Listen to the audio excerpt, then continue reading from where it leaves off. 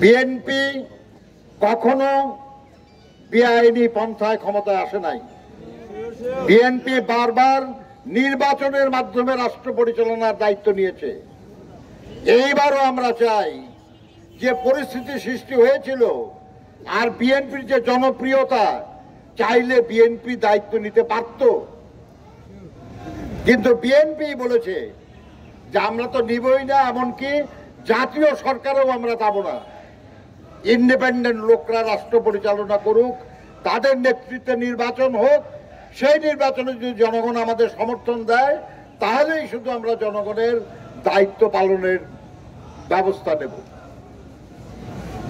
বন্ধুরা আমার, আমরা নিশ্চয়ই বিশ্বাস করি যে এখন যে সরকার আছে দায়িত্বে, তারা জোর করে ক্ষমতা নেয় নাই, আমরাই তাদেরকে দায়িত্ব দিয়েছি।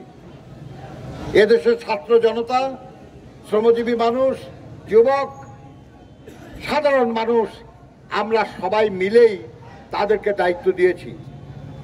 তাদেরকে দায়িত্ব দিয়েছি একটা নির্দিষ্ট মিশনের জন্য, একটা দায়িত্ব পালনের জন্য।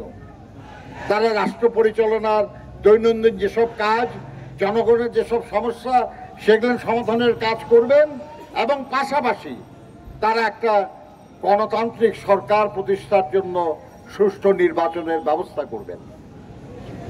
মনে রাখতে হবে যে আমরা যে এক দফা লড়াই শুরু করেছিলাম এবং জুলাই আগস্টে এসেও যে এক দফা লড়াইটা হলো, সেটা শুধু ফ্যাসিবাদের পতনের জন্য না, গণতন্ত্র পুনঃপ্রতিষ্ঠার জন্য।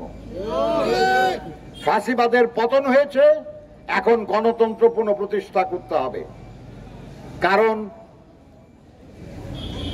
যে যত মানুষ হিসেবে আমরা যে যত যোগ্য হই না হই, রাজনীতিতে সবচেয়ে যোগ্য তারা যাদেরকে জনগণ সমর্থন দেয়, যাদেরকে জনগণ ভালোবাসে, যাদেরকে জনগণ দায়িত্ব দেয়। আমরা চাই, জনগণ বহু বছর এই সুযোগ পায় নাই, তাদের ভোটের অধিকার তাদের দেওয়া হয় নাই, তাদের বঞ্চিত করা হয়েছে। আমরা চাই যত দ্রুত তাদের এই অধিকার দেওয়া হোক, তারা তাদের প্রতিনিধি নির্বাচন করবে এবং সেই প্রতিনিধিরা রাষ্ট্র পরিচালনার দায়িত্ব নেবে।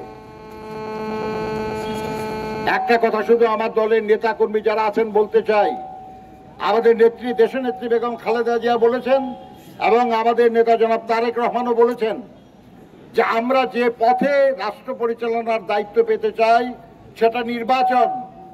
আর নির্বাচনে ভোট দেয় জনগণ, আর জনগণ ভোট দেয় ভালোবেসে, জোরে জবরদস্তিতে না। জনগণের সেই ভালোবাসা অর্জনের জন্য তাদের সঙ্গে আমাদের তেমন আচরণই করতে হবে যাতে করে তারা ভালোবেসে আমাদেরকে সমর্থন করে। যারা এর ব্যতিক্রম করবেন তারা বেগম খালেদা জিয়ার কর্মী না, তারা তারেক রহমানের কর্মী না। এটা মনে রাখতে হবে। আমাদের মনে রাখতে হবে, দীর্ঘদিন আমরা অত্যাচার নিপীড়ন সহ্য করেছি। আমাদের বহু নেতা গুম হয়েছে, খুন হয়েছে, অসংখ্য নেতা কর্মী মিথ্যা মামলায় জর্জরিত হয়েছে। আমরা 2, 4, 10, 20 জন আমাদের কর্মী নেতা, তাদের অপরাধের জন্য আমরা জনগণকে আরেকবার বিপদে ঠেলে দিতে রাজি নই। কাজেই কোন অপরাধ যেটা দল বা আমাদের রাজনীতির ভাবমূর্তি ক্ষুণ্ণ করে, সেটাকে বরদাস্ত করা হবে না।